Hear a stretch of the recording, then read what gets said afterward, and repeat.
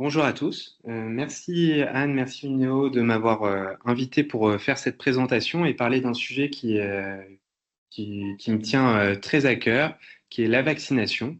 Et on va l'aborder sous le format de la balance bénéfice-risque de la vaccination et aborder les principaux points d'actualité. Alors forcément, vous imaginez bien que sur une heure, je ne vais pas pouvoir être exhaustif, mais on va essayer de balayer un maximum de choses. Donc, je m'excuse par avance si le diaporama est trop dense. En tout cas, n'hésitez pas à poser vos questions au fil de l'eau et on aura des temps de réponse pendant le diaporama pour bien pouvoir vous éclairer et essayer de vous apporter des réponses.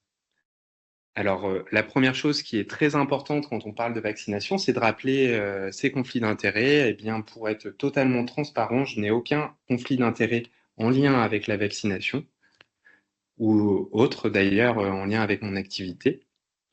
La première diapositive rappelle ce qu'était le monde avant la vaccination. Donc, vous savez que la vaccination a été découverte par Jenner à la fin du XVIIIe siècle, donc c'est quelque chose qui est assez ancien. Eh bien, il faut savoir que de nombreuses épidémies de maladies infectieuses ont été mortelles pour l'humanité.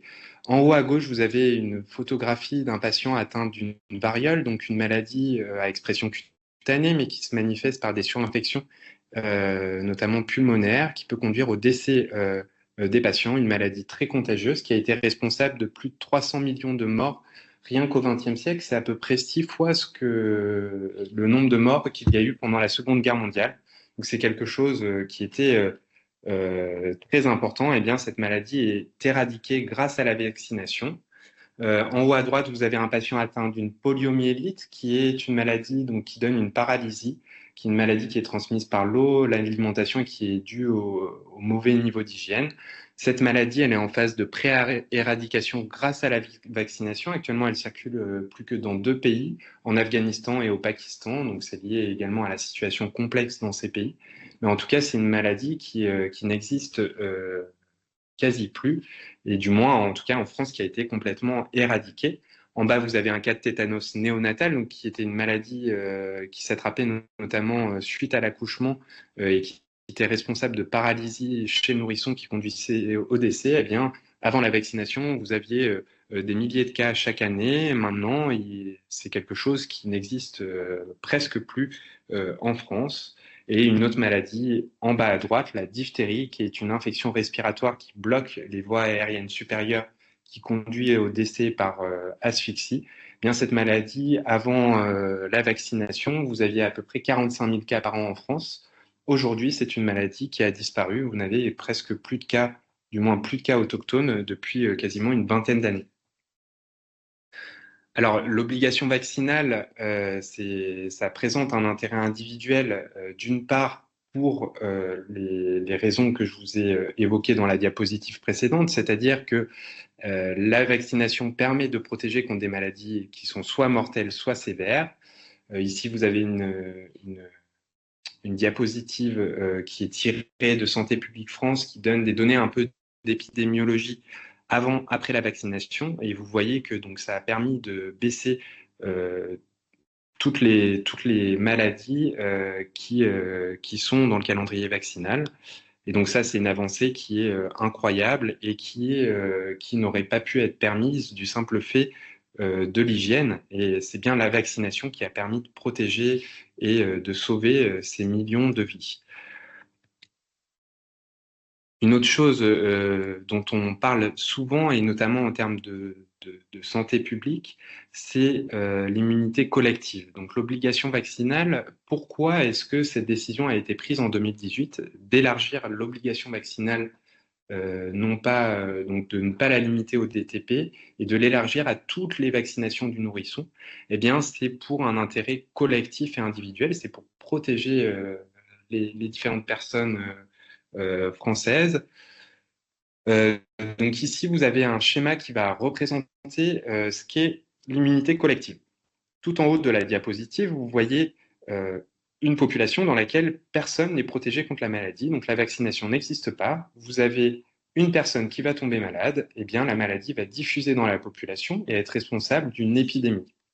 Si vous vaccinez quelques individus, donc sur la deuxième ligne, la maladie va être introduite dans cette population, et bien la maladie va continuer de diffuser à l'ensemble des personnes qui ne sont pas protégées, et seules les personnes qui vont avoir été vaccinées vont être protégées. Là, il va y avoir un bénéfice qui est individuel, mais pas collectif. Et si suffisamment de personnes sont vaccinées, eh bien, même si vous avez une personne qui vient, qui a la maladie, les personnes non vaccinées vont bénéficier finalement de la protection collective. Les personnes qui sont vaccinées autour de cette personne non vaccinée ou non protégée vont établir un rempart et l'empêcher de tomber malade.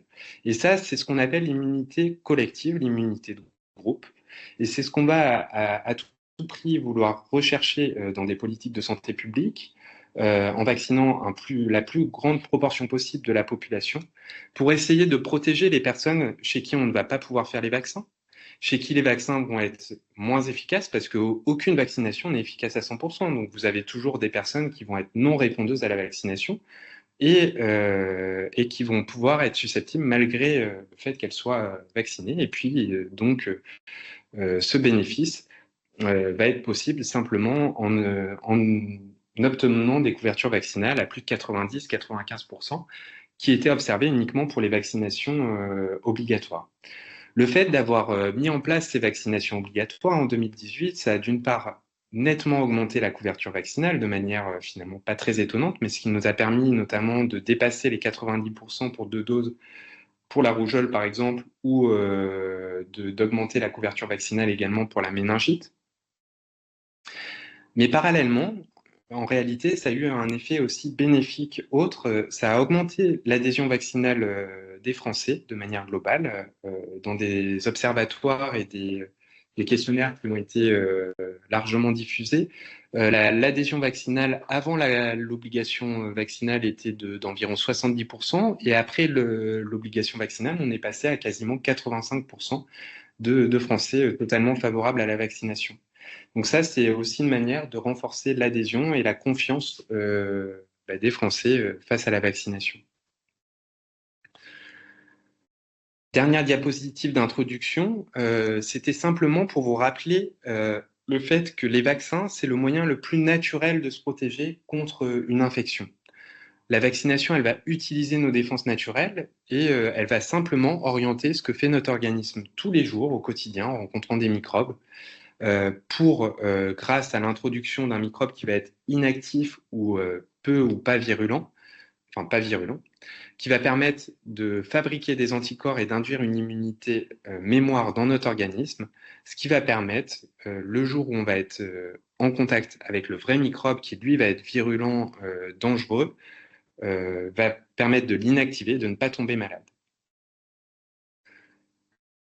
Et donc, comme je vous disais dans les diapositives précédentes, ça a permis de sauver des vies, d'éradiquer des maladies, de limiter les épidémies et également de protéger les personnes fragiles par l'immunité collective. On va s'arrêter Alors, ici oui, pour répondre à quelques questions. tout à fait. Avez-vous des questions à poser? Parce que je n'en vois aucune dans le fil de discussion. Est-ce que les personnes qui sont là ont des questions à poser? Personne? Éventuellement, vous pouvez lever la main si vous êtes habitué, mais vous ne mettez pas votre caméra, s'il vous plaît.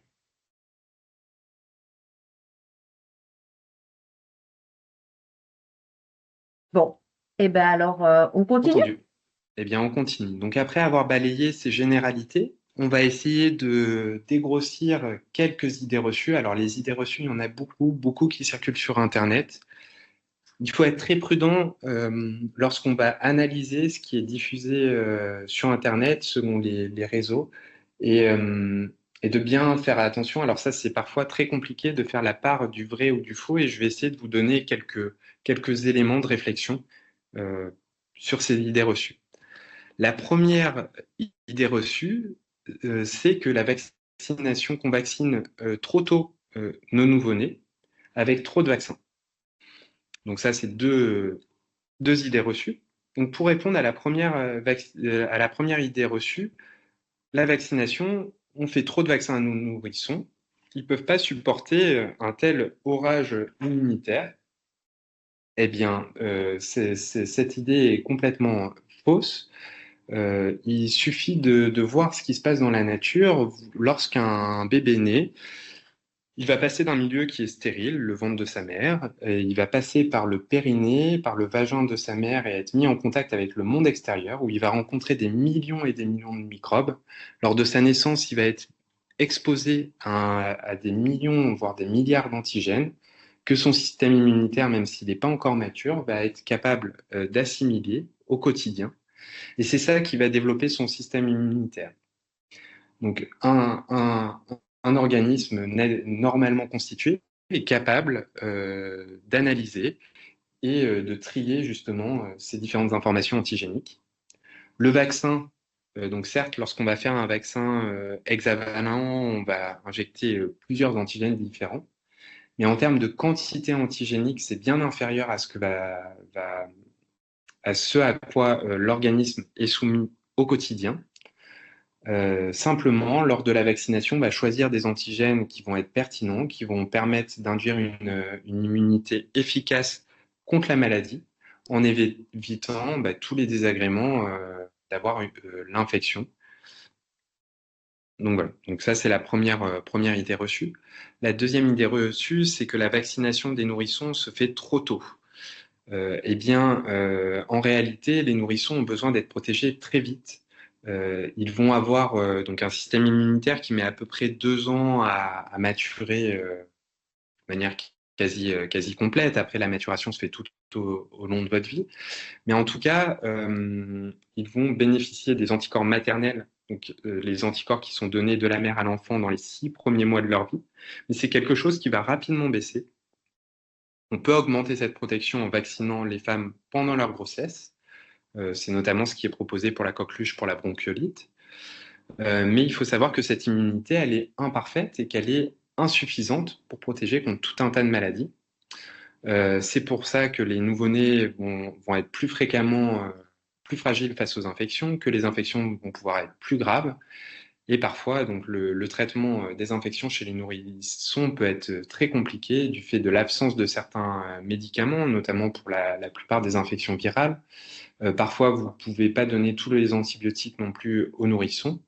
Les voies d'administration sont compliquées, hein. Lorsqu'il faut donner un antibiotique par voie orale à un nourrisson, eh bien parfois c'est un peu ça peut être très difficile. Et puis dans la majorité des cas, lorsque vous avez un nourrisson vraiment en bas âge qui a une infection, il faudra l'hospitaliser, ce qui a des conséquences, y compris sur la vie quotidienne. Donc voilà. Donc tout ça pour vous dire que la vaccination, c'est quelque chose qui est on va dire, naturel et qui doit être initié au plus tôt avec le plus grand nombre de maladies possibles. Du moins, il faut protéger les nourrissons contre les maladies graves, mortelles ou sévères et fréquentes. À noter que chez le nourrisson, comme chez la femme enceinte, certains vaccins sont contre-indiqués, qu'on ne peut pas les faire parce qu'ils exposent à certains risques de maladies vaccinales. Donc c'est le cas pour la rougeole, la varicelle, la fièvre jaune, qui sont des vaccins qu'on peut faire classiquement uniquement à partir de l'âge de 9 mois, dans des situations particulières et de manière générale à partir de 1 an. Donc voilà, mais si on respecte ces contre-indications, ces exceptions, il n'y a pas de choses particulières pour l'ensemble des vaccins qui sont au calendrier vaccinal. Une autre idée reçue, donc on va dégrossir ce qu'est un adjuvant. Donc ici, vous avez un schéma assez complexe, mais qui représente quelque chose de très simple. Il est partagé en deux. En haut, vous avez une injection vaccinale dans le muscle sans adjuvant. Donc ici, vous allez injecter un antigène sans adjuvant.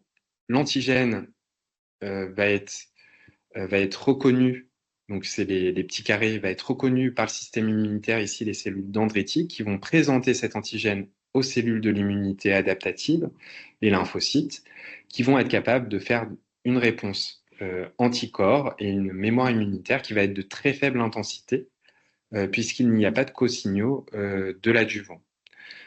Lorsque vous allez ajouter un adjuvant, en France, c'est essentiellement l'aluminium qui est utilisé, largement utilisé. C'est un adjuvant qui est utilisé depuis quasiment une centaine d'années, des milliards de doses d'injections vaccinales avec aucune étude et aucune preuve pour une toxicité, en tout cas pour notre organisme, avec des doses qui sont infinitésimales et qui permettent simplement d'améliorer la réponse, et qui en tout cas sont bien inférieures à la dose toxique et à la dose que vous pouvez avoir dans votre alimentation au quotidien.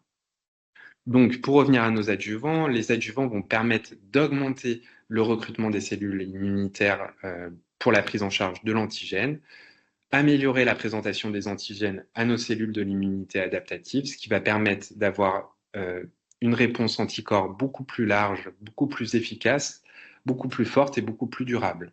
Et ça va nous permettre plusieurs choses sur le plan individuel. Donc déjà, ça va induire une bien meilleure immunité. L'autre chose qui est très importante, c'est que ça va diminuer la dose vaccinale qu'il va falloir faire et le nombre d'injections vaccinales qu'on va pouvoir faire. C'est-à-dire qu'au lieu d'avoir un schéma vaccinal en 5 doses avec des rappels tous les 2 ans, eh bien, ça va permettre de faire un schéma de primo-vaccination avec uniquement 2 injections vaccinales et un rappel, par exemple, à 10 ans. Et ça, c'est des choses qui sont uniquement, comment dire, dues à l'adjuvant. Il faut savoir que tous les vaccins ne sont pas adjuvantés. Tous les vaccins vivants, donc c'est le cas notamment du vaccin pour la rougeole, pour la fièvre jaune, pour la tuberculose également, qui sont des vaccins qui sont très efficaces sans les adjuvants. Donc ne vont pas avoir d'adjuvant, mais vont donner une immunité prolongée. Et ça, c'est du fait que ce soit des vaccins vivants. Et puis certains vaccins sont donnés sans adjuvant, c'est notamment le cas de la grippe saisonnière, parce que c'est des vaccins qu'on va être obligé de renouveler tous les ans, tout simplement parce que le virus évolue très vite. Donc finalement, on n'a pas besoin forcément d'une réponse très forte et très prolongée, puisque de toute manière, le virus de l'année suivante est plus adapté au vaccin de l'année précédente. Autre point essentiel sur les idées reçues, c'est maintenant... Erwan, pardon, Oui. Erwan, excusez-moi. En fait, puisqu'on est sur les adjuvants, petite question. Vous pouvez nous rappeler ce qu'est un adjuvant? Parce que tout le monde en parle et en fait, c'est pas forcément clair comme définition ce qu'est un adjuvant. Alors, Voilà. un Et adjuvant, puis, donc dans un vaccin, vous avez l'antigène, qui est, on va dire, vraiment ce qui va être présenté au système immunitaire et qui va permettre d'orienter la défense immunitaire et les anticorps vraiment contre une cible spécifique. Vous avez des excipients. Donc, les excipients, c'est tout ce qui va composer le vaccin. Par exemple, de l'eau, du sel, et ce qui va permettre de solubiliser, par exemple, la poudre. Donc, ça, voilà, c'est des choses qui sont inertes, qui n'ont pas de propriétés immunologiques. Et ce qu'on appelle adjuvant, c'est des molécules, des substances qui vont être capables de créer de l'inflammation, c'est-à-dire d'augmenter la réponse inflammatoire et notamment la reconnaissance de l'antigène. Donc l'adjuvant, actuellement, enfin c'est quasiment dans tous les vaccins qui sont utilisés, c'est l'aluminium. Et donc c'est un ion qui est capable d'augmenter l'inflammation locale et le recrutement des cellules des premières défenses immunitaires. Et donc on l'utilise pour ces propriétés-là. Donc c'est une substance qui a un effet biologique effectivement, mais qui encore une fois est pas dans tous les vaccins et qui surtout est bien connu. En réalité, on a énormément de recul quoi sur cet adjuvant. Il y a d'autres adjuvants qui sont utilisés qui sont comment dire, en fait c'est un peu compliqué à expliquer, mais en gros c'est des principes de c'est des produits qui vont être capables de faire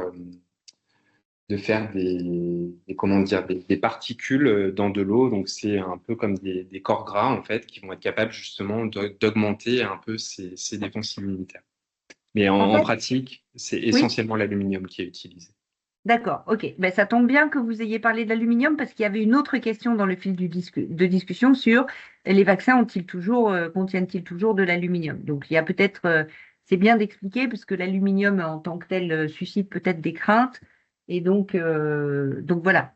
Donc, Donc l'aluminium, l'adjuvant, en fait, l'adjuvant, il est là, y compris l'aluminium, il est là pour renforcer l'efficacité de l'antigène et de la réaction à l'antigène, c'est ça? Hmm. exactement. Donc, améliorer la réponse immunitaire, qu'elle soit plus spécifique, plus forte, plus prolongée, et diminuer le nombre d'injections vaccinales. Alors, il y a deux bénéfices sur le plan individuel. Du coup, ça permet de diminuer enfin de faciliter, d'améliorer les schémas vaccinaux au lieu d'avoir 5 injections, des rappels tous les 2 ans, par exemple. Bah, du coup, ça permet d'espacer les rappels, de diminuer les doses.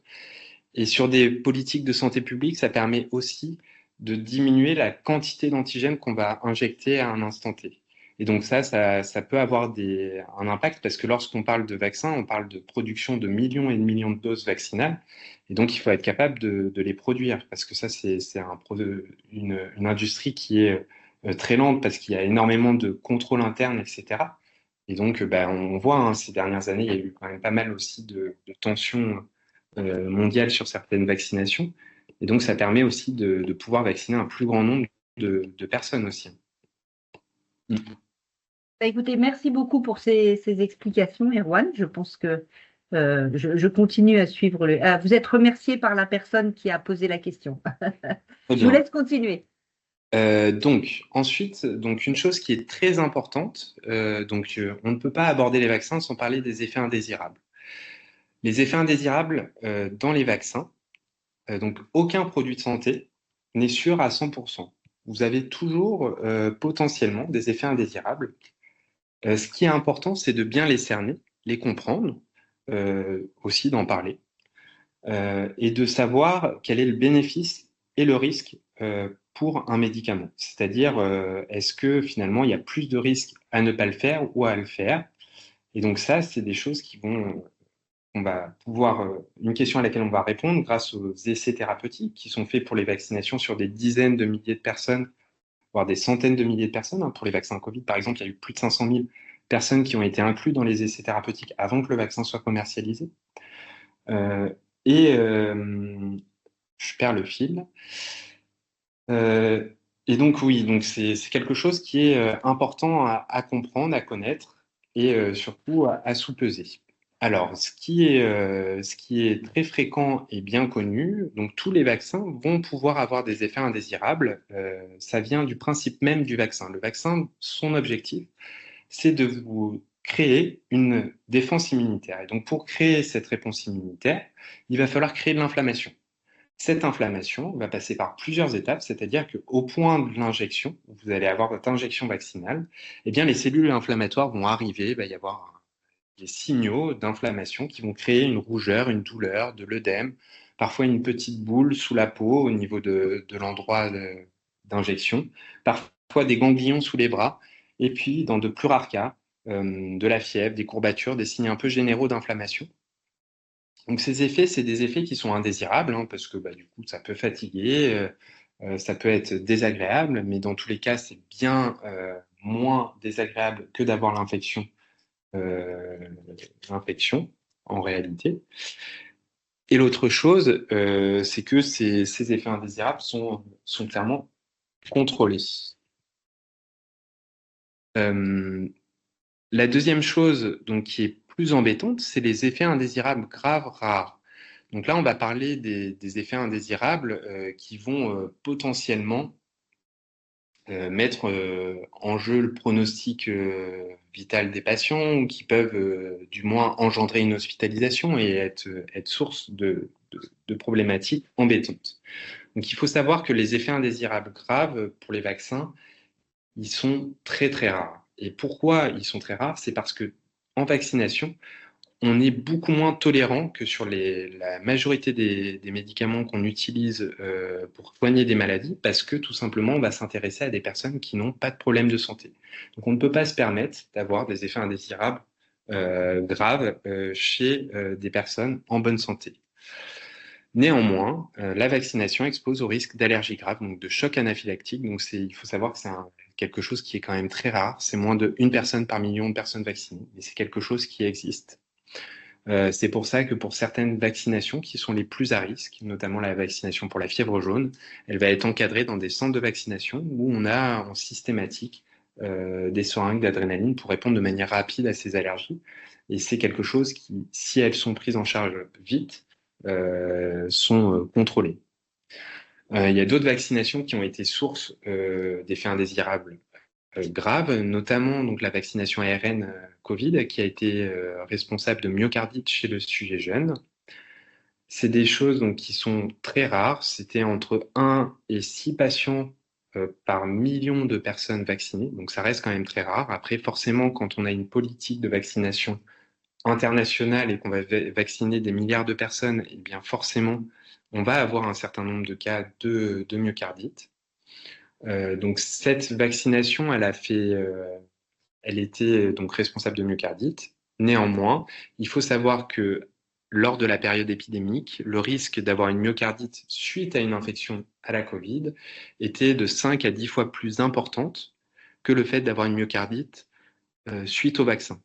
Donc en période épidémique, chez les sujets jeunes, c'était moins risqué de se faire vacciner contre la Covid, même s'il y avait potentiellement cet effet indésirable, plutôt que de prendre le risque d'avoir la maladie et donc d'avoir un risque plus important d'avoir une myocardite. Ce bénéfice-risque, vous voyez qu'il a été réévalué aujourd'hui, puisque maintenant, c'est une vaccination qui est plus proposée chez le sujet jeune, mais qui est uniquement proposée chez le sujet âgé et chez les personnes qui restent à risque de faire des formes graves. Et donc, tout ça, c'est des choses qui sont réévaluées au quotidien, en fait. En tout cas, ce qui est certain, c'est que donc autre chose que je voulais aborder, c'était que l'association n'est pas preuve de causalité. C'est-à-dire que c'est pas parce que vous avez une relation de temporalité entre un effet indésirable et une vaccination que le vaccin est forcément responsable de l'effet indésirable. Exemple, vous vous faites vacciner, vous avez un accident de voiture en sortant de chez le médecin. Est-ce qu'il y a un lien de causalité? Et ça, c'est quelque chose qui est très important parce que même si vous avez un lien temporel, une chronologie qui est évocatrice, injection vaccinale, effet indésirable, eh bien, il faut être capable de démêler ce qui est le vrai du faux et être sûr que cette association ne soit pas une fausse association. Et donc, il y a tout un tas de critères de causalité qui sont analysés de manière scientifique et qui nous permettent d'établir ces liens de causalité. Également, donc, il est important de dire que ces associations sont reportées dans le système de soins de manière quotidienne par les médecins grâce à la pharmacovigilance. Et il faut savoir que la pharmacovigilance, suite aux différents scandales liés au sang contaminé, etc., au Mediator, est clairement renforcée et que les médecins ont une vraie culture de la pharmacovigilance et qui vont signaler quasiment tout ce qui se passe, même s'il n'y a pas de lien de causalité. C'est simplement des études épidémiologiques de large ampleur qui vont nous permettre de voir s'il y a des liens de causalité entre les vaccins. Pour revenir sur ce lien de causalité, je ne sais pas si c'est clair, mais je ne peux pas détailler tous les critères de causalité. En tout cas, sachez qu'il n'y a jamais eu aucune preuve pour un lien, par exemple, entre les maladies démyélinisantes, donc la sclérose en plaques et les vaccins, et l'autisme et le vaccin, par exemple. Diapositive suivant. Donc je reviendrai sur les questions. J'imagine qu'il y aura des questions forcément sur les effets indésirables et je reste à disposition par la suite. Donc quelque chose qui est important de comprendre, c'est que en France, le processus pour avant que vous ayez un vaccin qui vous soit proposé par votre médecin au quotidien est très très long.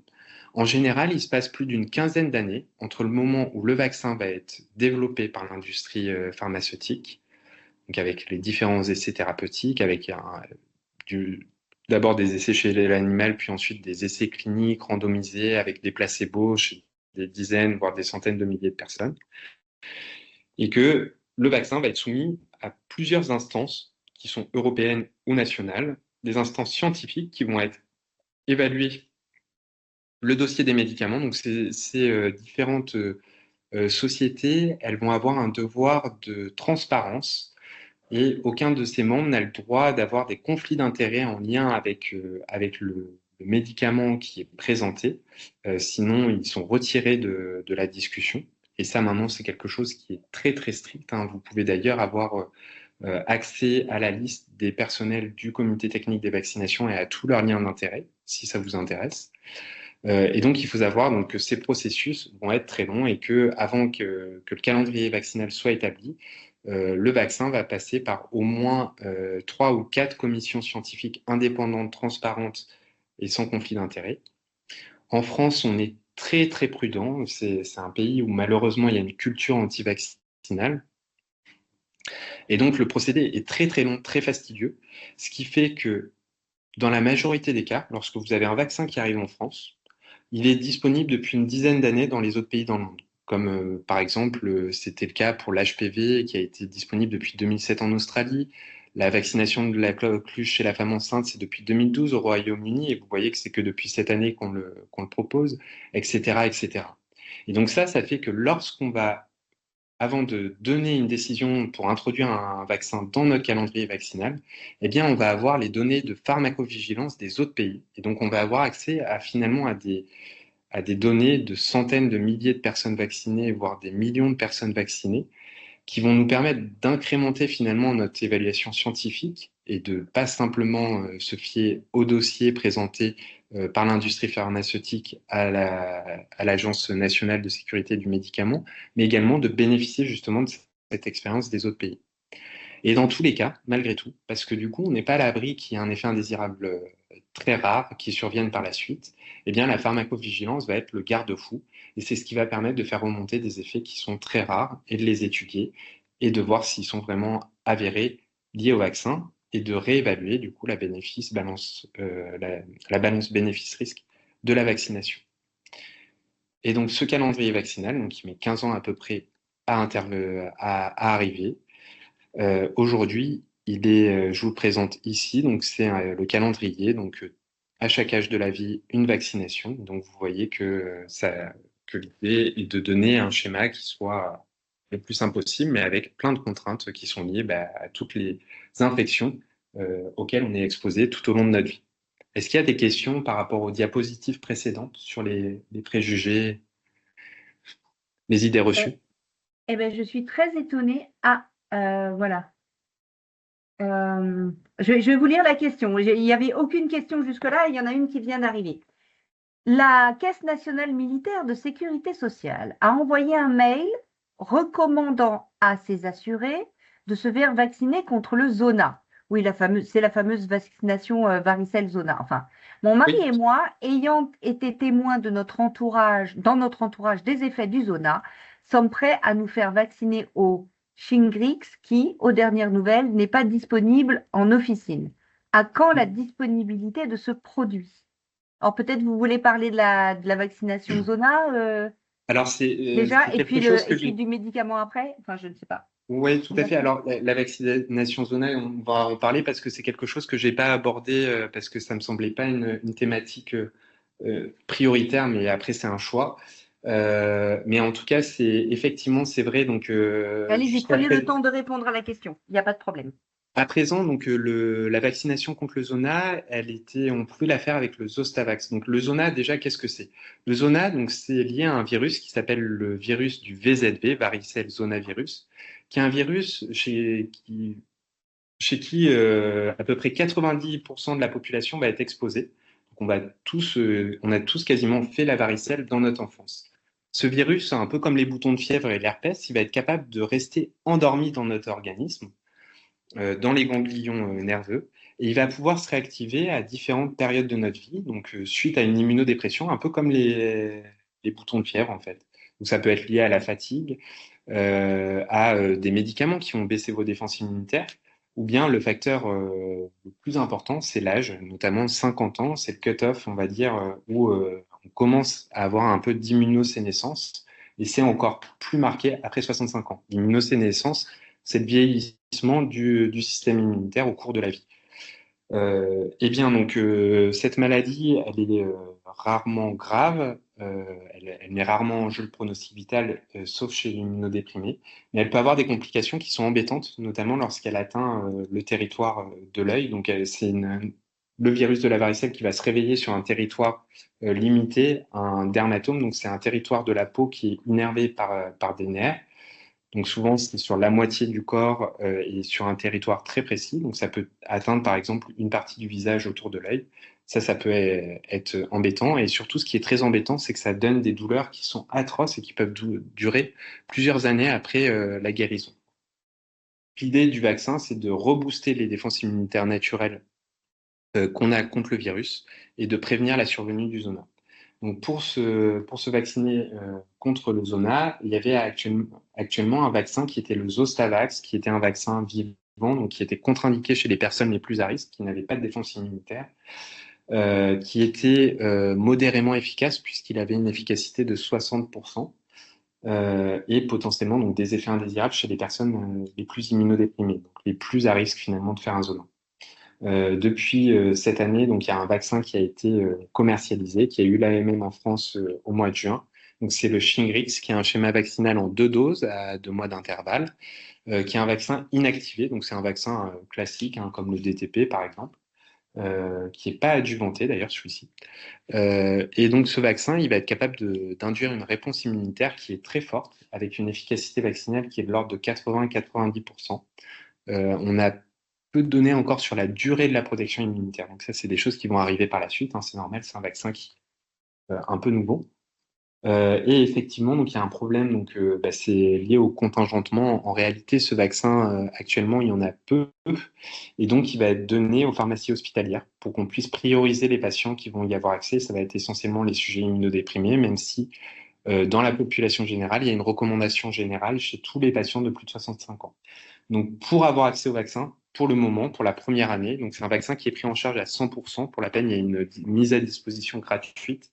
Il vous faut une ordonnance et aller en pharmacie hospitalière pour le moment ou dans un centre vaccinal pour pouvoir accéder à ce vaccin la première année. C'est des choses qui vont probablement être élargies par la suite. Mais il faut savoir que c'est un vaccin qui est très cher aussi. C'est 200 € l'injection vaccinale, hein, donc c'est pas rien pour la sécurité sociale, mais qui représente un vrai bénéfice individuel et collectif, hein, clairement. Je sais pas si j'ai été clair et si j'ai répondu à tous les aspects sur la vaccination contre le zona. Je pense que vous avez été clair pour moi. Je n'ai pas de réaction de la personne qui a posé la question, mais nous, Entendu. très Parce clair. que- Si elle a dit, je traduis quand même, hein, elle vient d'écrire merci, très clair. Voilà. Ok, entendu. Erwan.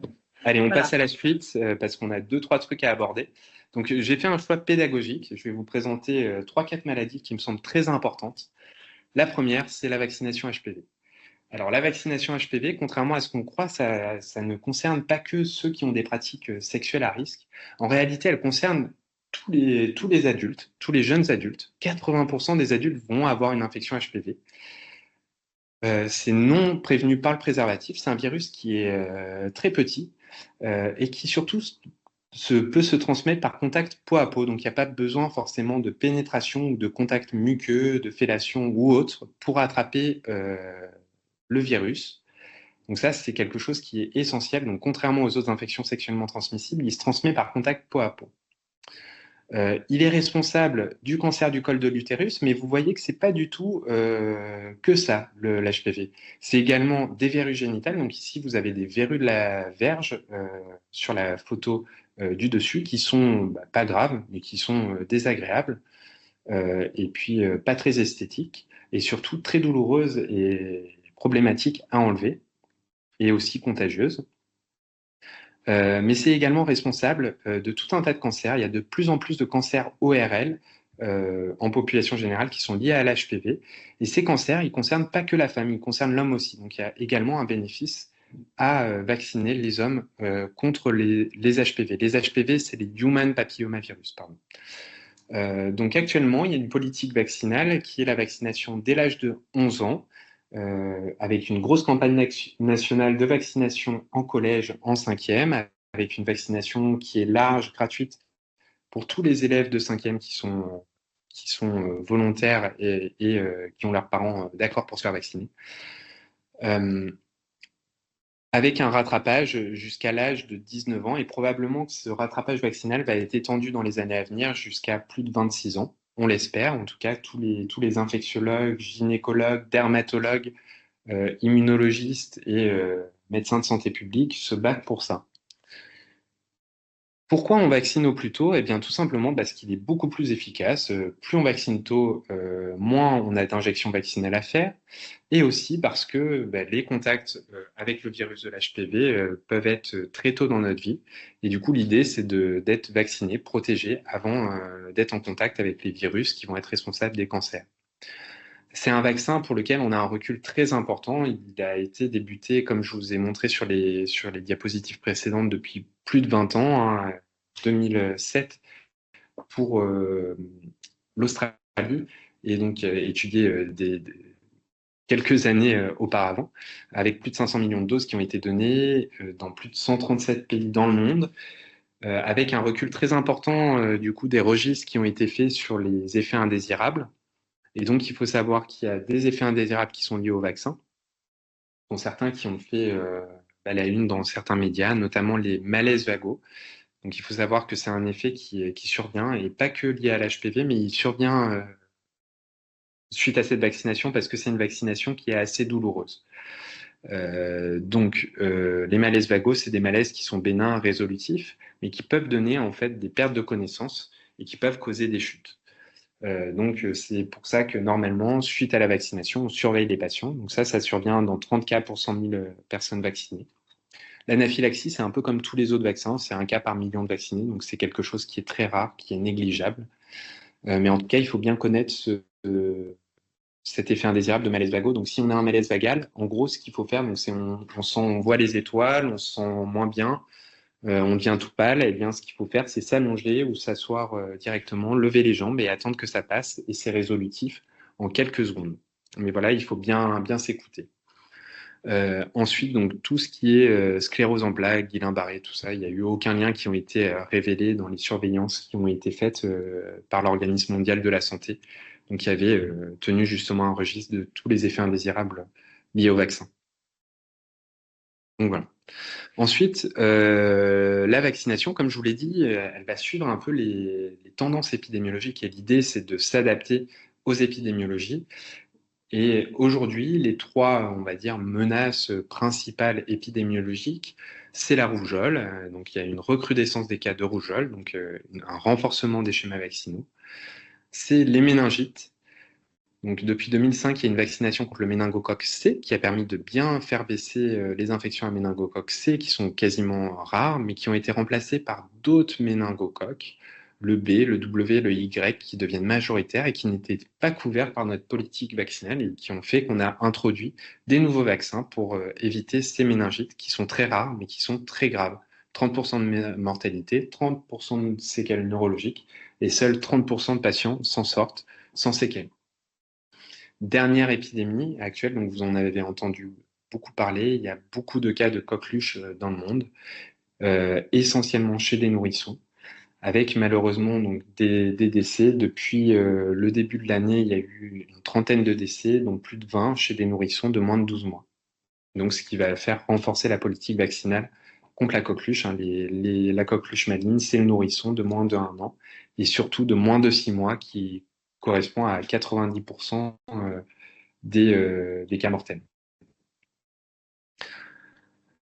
Alors, suite à ces urgences épidémiologiques, on va dire, il y a un renforcement de la politique vaccinale pour le ROR. Donc, le schéma vaccinal n'a pas changé. Lorsqu'on est né avant 1980, c'est une seule dose vaccinale parce qu'il y avait une circulation naturelle et des rappels naturels du virus.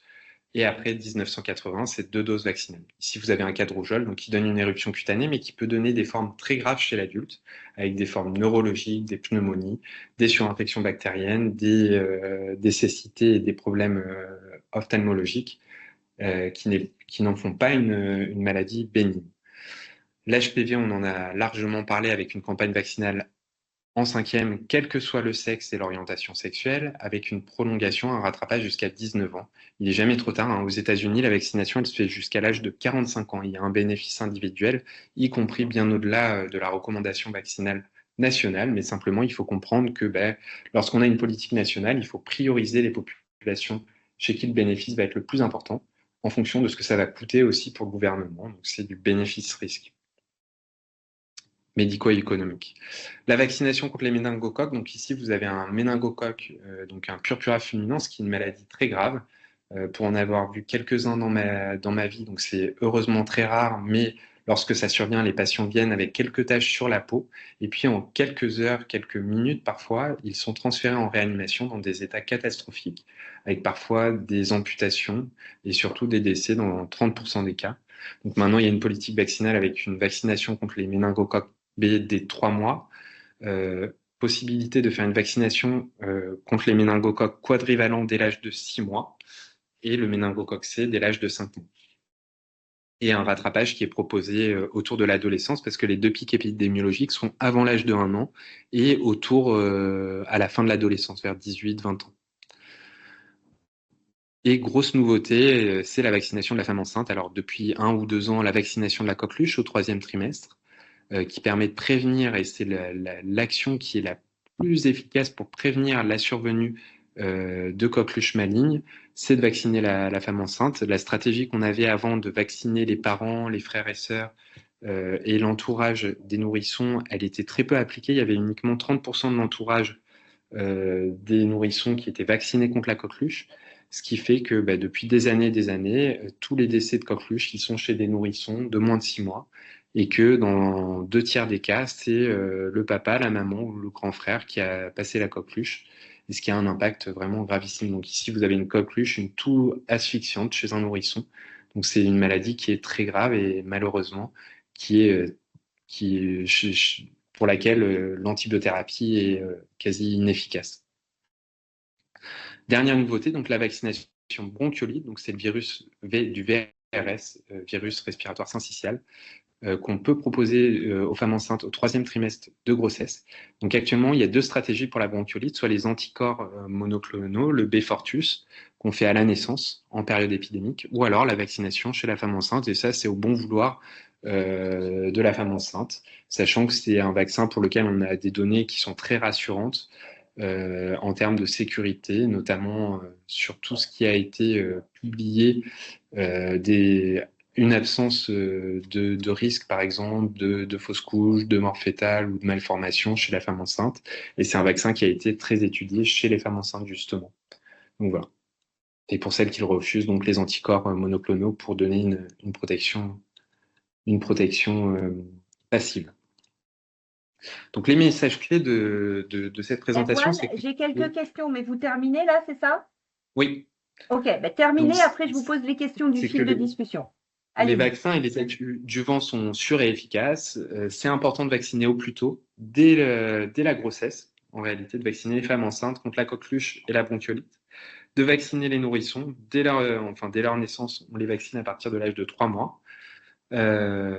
Donc, pour que vous le sachiez, il y a des campagnes vaccinales au niveau national, notamment l'HPV donc à l'âge de 11 ans, donc au collège, en 5e, la bronchiolite chez les femmes enceintes, les méningocoques chez les nourrissons.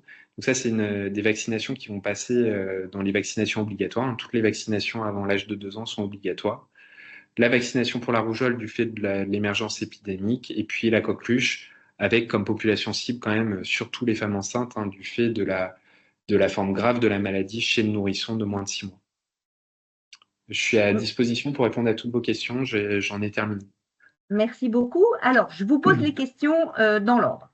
Je lis la première question. Je crois qu'il y a 3 souches dans le vaccin de la grippe afin de couvrir au mieux la population. Pourquoi se faire vacciner tous les ans à partir de 65 ans? Point d'interrogation. Alors, donc effectivement, jusqu'à l'année passée, il y avait 4 souches vaccinales en réalité dans le vaccin, et effectivement, on est repassé sur une formulation à trois souches. En fait, c'est simplement qu'il y a 3 types de virus qui circulent, un B, 2A. En fait, c'est des lignages différents, mais qui sont responsables des épidémies. Chaque année, il y a un glissement, c'est-à-dire que le virus va muter énormément et va échapper aux défenses immunitaires. Hein. C'est d'ailleurs ce qu'on voit aussi pour la vaccination Covid, où finalement, au bout de 6 mois, le vaccin qu'on a fait est plus efficace et les virus évoluent de manière très rapide. Et donc c'est pour ça qu'il va falloir se vacciner tous les ans, c'est parce que au final, chaque année, donc la vaccination va protéger contre la souche qui va circuler à l'année donnée. Et parfois même, on se trompe un petit peu sur la formulation vaccinale, ce qui fait que le vaccin est jamais efficace à 100%. Hein.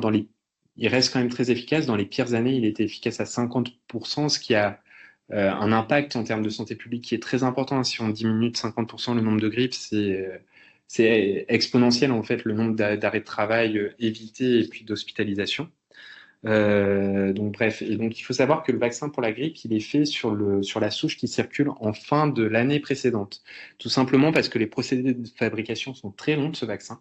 Il y a beaucoup de contrôles internes, donc c'est sur des œufs en fait que c'est fait le vaccin contre la grippe, avec beaucoup de procédés de purification, de vérification, ce qui fait que les chaînes de production, c'est quasiment 6 mois pour fabriquer le vaccin contre la grippe. Et donc souvent, donc il faut des mises à jour qui sont faites chaque année. Pourquoi on vaccine les patients de plus de 65 ans? Eh bien, tout simplement parce que c'est eux qui sont responsables, enfin, c'est dans cette population qu'il y a plus de 90% des décès liés à la grippe, en fait. Donc, notamment de la grippe elle-même, de surinfection bactérienne, mais également d'événements cardiovasculaires. La grippe, ça favorise les AVC, les infarctus, etc. Et donc, c'est vraiment dans cette population où il faut vacciner. On sait aussi que la grippe, donc pour la grippe, il y a un réservoir, notamment chez l'enfant. Et c'est pour ça qu'on va proposer, et que depuis cette année, dans le calendrier vaccinal, il y a une possibilité de vacciner les enfants contre la grippe aussi pour essayer de casser justement ce réservoir de transmission et protéger les personnes les plus fragiles, en fait, qui sont les sujets âgés. Même si c'est quelque chose qui est très embêtant, une grippe, souvent on est au tapis pour bien une dizaine de jours, voire 2 semaines. Et c'est vraiment pas agréable. Merci Erwan. Alors, deuxième question, mais juste très rapidement, parce que vous y avez déjà répondu, c'était la personne qui avait posé des questions sur le Shingrix et donc le Zona. Oui. Elle veut savoir si elle a bien compris si on pouvait se présenter avec une ordonnance dans un hôpital, n'importe lequel, pour se faire vacciner. Parce que vous Euh, avez parlé de pharmacie. alors Euh, oui, donc c'est les pharmacies de rétrocession hospitalière. Donc ça, il faut ouais. se renseigner. En général, c'est la plupart des CHU. Enfin, tous les CHU ont une pharmacie de rétrocession hospitalière et après, vous pouvez trouver la liste sur Internet. Ok, En réalité, donc merci. c'est contingenté au niveau des hôpitaux, mais pas tous les hôpitaux. Mais pas tous les hôpitaux. Donc Parfait, c'est le mot-clé, c'est rétrocession hospitalière. parfait. Alors, autre question. Si on n'a pas été vacciné dans l'enfance pour éviter la méningite, le HPV, le rotavirus, le pneumocoque et l'hépatite B, doit-on se faire vacciner contre ces maladies quand on a plus de 50 ans et plus de 60 ans? Ok.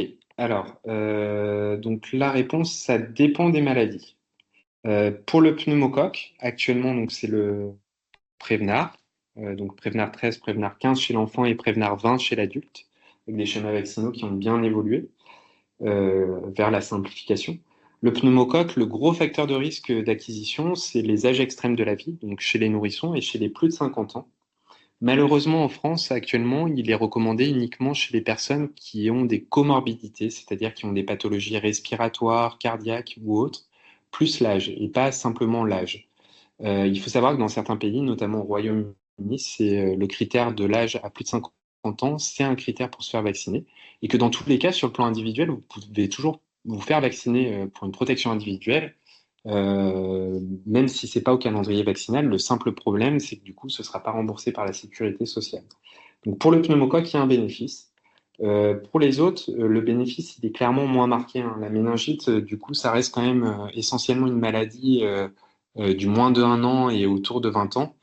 Lorsqu'on est plus âgé, alors on reste plus à risque d'en faire, mais on va dire que les contacts sont un peu moins importants, les contacts sociaux, etc., sont moins importants, moins prononcés. Et il y a quand même beaucoup moins de cas chez les personnes plus âgées. Pour ce qui est de l'hépatite B, en fait, c'est vrai qu'il faut répondre vraiment maladie par maladie parce que le risque il dépend aussi vraiment de l'âge de chaque individu. Pour l'hépatite B, en dehors de si vous souhaitez voyager dans des pays de forte endémicité d'hépatite B pour des séjours prolongés, notamment, je ne sais pas si vous allez faire un séjour de plusieurs mois en Afrique, où là, il y a un vrai intérêt à se faire vacciner contre l'hépatite B parce qu'on ne sait jamais ce qui peut se passer si vous allez à l'hôpital, etc. Les normes de santé sont pas forcément, les normes d'asepsie sont pas forcément les mêmes qu'en France.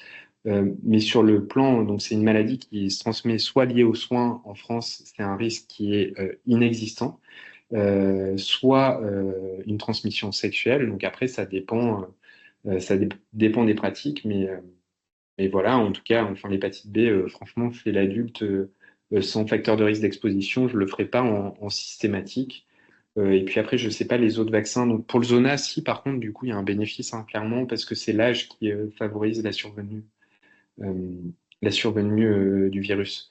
Après, et ça, quelle que soit l'antériorité, même si on ne sait pas si on a fait une varicelle dans l'enfance, on peut faire le vaccin, il n'y a aucun risque. Donc voilà, donc c'est vraiment au cas par cas, mais en gros, dans les vaccins de l'adulte, hein, de toute manière, les seuls qui sont recommandés en population générale, c'est le DTP coqueluche, quoi. Et puis après l'âge de 65 ans, il y a la grippe, le zona, et puis effectivement, sur le plan individuel, il y a quand même un bénéfice pour le pneumocoque, même s'il est recommandé uniquement chez les personnes qui ont des comorbidités. Merci infiniment, Erwan. Autre question. En cas de blessure dans le jardin, le médecin nous pose parfois la question de savoir si nous sommes à jour du tétanos. Si on l'ignore, faut-il refaire la vaccination ou juste une immunoglobuline? Je vous lis la question. Alors, ben, c'est une bonne question, hein, c'est une question fréquente. Alors, il faut savoir qu'il n'y a pas de risque à survacciner. Alors, en pratique, pour le DTP, le risque, c'est de faire une réaction locale un petit peu plus forte, en fait, si on a des anticorps encore qui sont présents à fort taux. Donc, c'est un peu moins agréable, mais en tout cas, c'est pas un risque grave, hein. Vous allez avoir un petit peu plus mal, un petit peu plus de fièvre, mais en tout cas, c'est pas quelque chose qui va mettre en jeu votre pronostic vital. Et pour les vaccins, de manière générale, il n'y a pas de risque à survacciner. Donc, si on ne sait pas, vaut mieux se revacciner. Après, il faut savoir que pour le tétanos, la protection, elle est très longue, hein. Notamment, elle dure 20 ans, on va dire, entre l'âge de 25 ans et 65 ans. Et il y a un rappel uniquement donc à 25 ans, 45 ans, 65 ans. Actuellement, en France, donc, il n'y a plus que le vaccin quadrivalent qui est commercialisé avec donc diphtérie, tétanos, polio, coqueluche. C'est lié au fait que le vaccin, c'est le seul qui est commandé sur le plan international et on était les seuls à avoir un petit peu cette particularité. Et finalement, c'est quelque chose qui tombe pas mal avec l'épidémie de coqueluche qui arrive, qui nous permet de nous protéger également contre la coqueluche. Après 65 ans, c'est tous les 10 ans. Mais s'il y a un doute, on peut tout à fait le faire. Et l'autre stratégie, le tétanos, c'est une des rares maladies, enfin une des rares vaccinations pour lesquelles on a vraiment un corrélat de l'immunité. Donc si vous faites une sérologie, vous pouvez faire une prise de sang qui va vous dire si vous êtes protégé ou pas encore contre le tétanos. Mais si vous voulez remettre les horloges à zéro, eh bien, il vaut mieux faire la vaccination et puis repartir sur de bonnes bases. Et après, prochaine vaccination, donc maintenant, on essaie de les faire plutôt à âge fixe 25, 45, 65, 75, 85, 95, etc.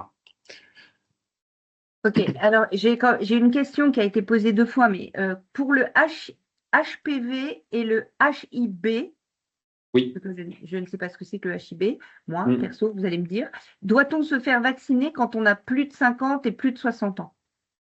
Le HPV et Le le HIB, HPV, plus de quel âge? 50 et 60 ans.